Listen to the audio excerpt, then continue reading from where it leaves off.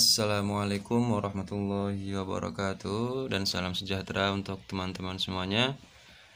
Pada pekan ini kita bertemu di mata kuliah pertemuan ke-13 yang terkait dengan daftar pustaka. Kita fokus di sini ya. Daftar pustaka sangat penting dalam bidang penulisan karya ilmiah. Baik, langsung saja kita masuk kepada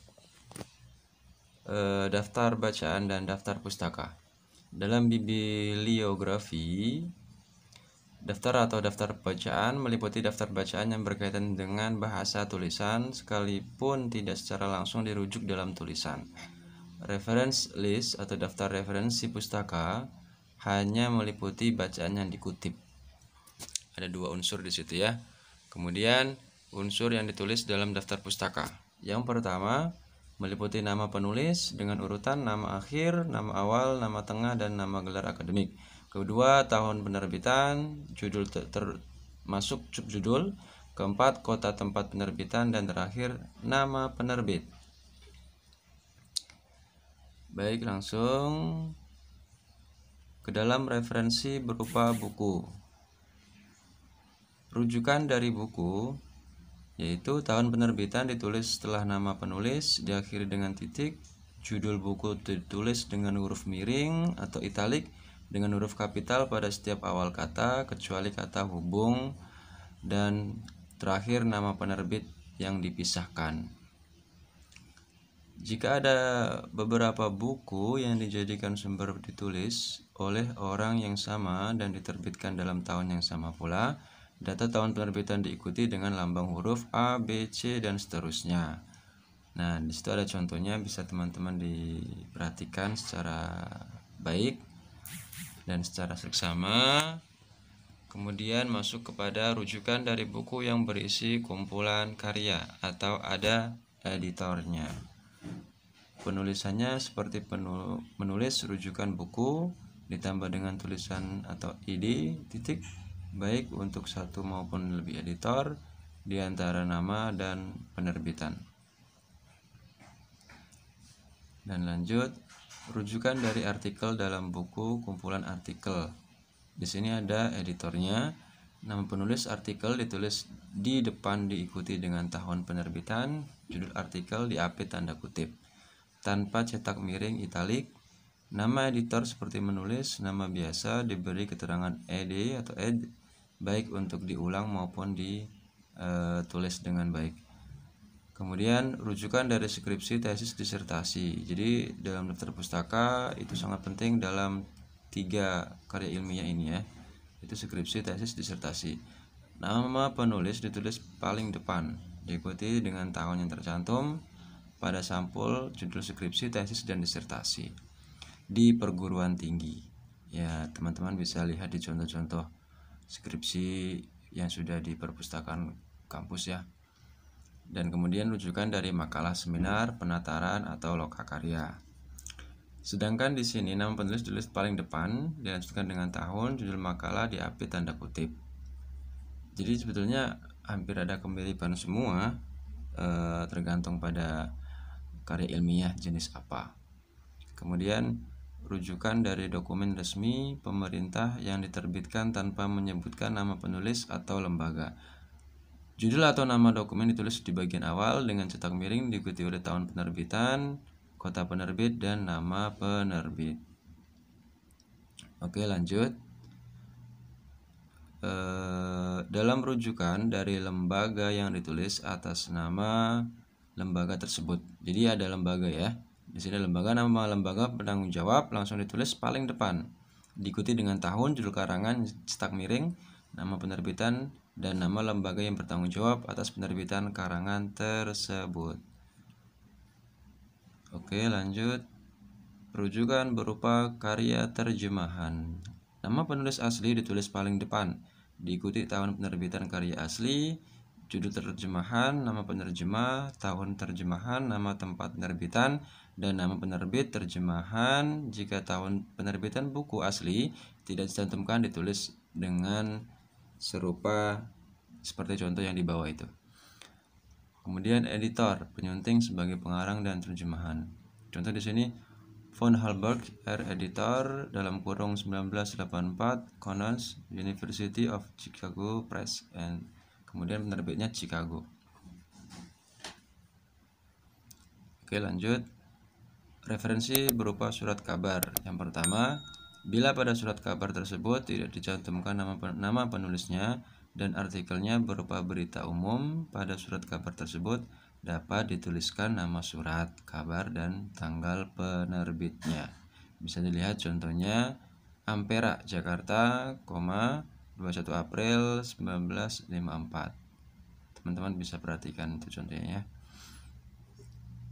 Dan lanjut, kemudian rujukan dari artikel dalam majalah atau koran. Jika di sini nama penulis ditulis paling depan, diikuti oleh tanggal, bulan, dan tahun jika ada. Kadang rujukan artikel majalah itu ada tanggal, kadang ada pula tidak ada tanggalnya gitu ya. Kemudian lanjut, rujukan dari koran tanpa penulis. Nama koran ditulis pada bagian awal, dicetak miring, tanggal, bulan, dan tahun ditulis setelah nama koran. Kemudian judul ditulis dengan huruf besar kecil di HP tanda kutip dan diikuti dengan nomor halaman. Bisa diperhatikan contoh di bawahnya. Kemudian lanjut, referensinya berupa jurnal, buletin, majalah, proceeding, dan penerbitan berkala. Contoh bisa dilihat teman-teman, ada dua contoh, yaitu yang paling atas itu yang lebih simpel atau yang satu pengarang, yang sedangkan yang paling bawah lebih dari satu pengarang. Kemudian referensinya berupa jurnal, buletin, majalah, proceeding, dan penerbitan berkala. Masih terkait dengan yang tadi, jika di sini dihuni oleh atau tertera beberapa pengarang ya, yang jelas lebih dari dua, yaitu yang paling atas di situ ada sekitar 3 pengarang dan yang paling bawah itu ada 4 pengarang. Kemudian rujukan dari artikel dalam jurnal. Di sini bagian akhir berturut-turut ditulis jurnal tahun ke berapa, nomor berapa dalam kurung, dan nomor halaman dan dari artikel tersebut. Bisa diperhatikan contoh yang saya sudah berikan di bawahnya. Baik, lanjut. Rujukan dari artikel dalam jurnal dari CD-ROM. Nah, teman-teman biasanya untuk mengabadikan jurnal teman-teman atau karya teman-teman, karya ilmiah teman-teman itu bisa ditaruh atau disimpan di CD-ROM. Tambah saja dengan penyebutan CD-ROM-nya dalam kurung ya. Bisa diperhatikan contohnya di bawahnya. Dan di sini ada juga dari internet. Nah, dari internet pun harus benar-benar dicantumkan. Jadi tujuannya adalah supaya kita tidak menjadi plagiator sejati. Jadi kalau plagiat itu kan sudah menyalahi aturan dalam pembuatan karya ilmiah. Kemudian rujukan dari internet berupa karya individu. Nah, kalau yang di sini rujukan dari internet tapi karyanya kita, bukan prosentasenya itu mengambil dari internet semuanya. Hanya dalam alamat sumber rujukan tersebut disertai dengan keterangan kapan diakses di antara tanda kurung ya. Oke, kemudian rujukan dari internet berupa artikel dari jurnal. Nah, sedangkan di sini diakhiri dengan alamat sumber rujukan disertai dengan keterangan kapan diakses di antara tanda kurung.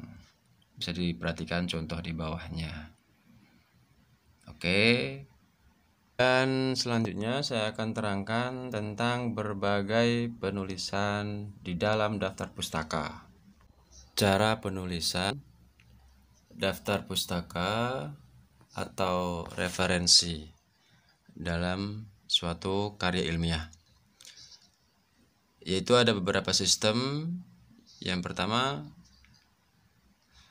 sistem nomor atau station number system. Jadi tata caranya setiap kali terdapat pendapat atau teori yang di seseorang itu disampaikan penulis atau peneliti, jadi langsung diberikan nomor secara berurutan dan susunan daftar pustaka dengan urutan juga. Contoh teori atau pendapat A langsung diikuti oleh nomor, pendapat kedua, dan seterusnya. Sistem kedua, sistem Harvard. Ini yang sistem nama dan tahun yang terkenal ya, atau name your system. Setiap kali terdapat pendapat atau teori seorang penulis atau peneliti, nama itu diikutsertakan dan diikuti dengan tahun publikasinya. Contoh seperti berikut. Ada koma dan tahun. Yang ketiga, sistem Vancouver dengan cara nama dan sistem. Ini biasa banyak digunakan di sebagian besar Indonesia, juga digunakan sistem ini. Dia bersistem nomor, dan pada waktu penggunaannya di daftar pustaka, urutan nama ini menggunakan pada akhir referensi. Selanjutnya sistem kombinasi abjad dan nomor. Ini pada cara ini kutipan perpustakaan dalam naskah diberi nomor sesuai dengan nomor pada daftar pustakaan. Terima kasih. Dan tetap semangat, jangan pernah lelah untuk menambah wawasan kalian. Wassalamualaikum warahmatullahi wabarakatuh.